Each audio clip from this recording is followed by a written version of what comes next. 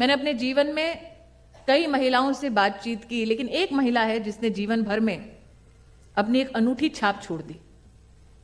आज से लगभग 16 साल पहले मैं उससे मिली थी और ऐसे ही कार्यक्रम में जैसे मेरा परिचय दिया जा रहा था, मैंने उनसे कहा कि आपका परिचय मैं कैसे दूं। उन्होंने कहा कि आप जाकर पूरे समाज के सामने मेरा परिचय देते हुए कहिए कि मैं वो मां हूं जिसने अपनी बेटी को मारने का प्रयास किया लेकिन फेल हो गई। मैंने कहा कोई भी मां अपना ऐसा परिचय नहीं देती। उसने कहा स्मृति जी, मेरे पति ने कहा था, पंजाब से थी वो महिला, उसने कहा कि अगर तीसरी बेटी होगी तो घर लौटना मत अस्पताल से।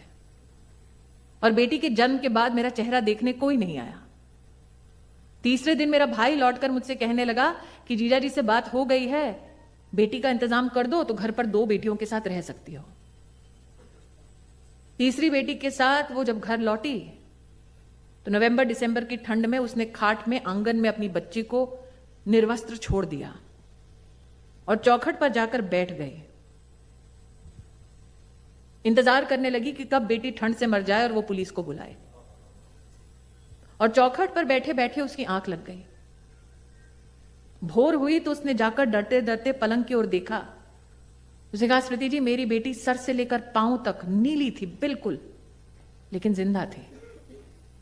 और उस दिन मैंने ठान लिया कि अगर मेरी बेटी पूरी रात मौत से लड़ सकती है तो क्या मैं अपने पति से नहीं लड़ सकती।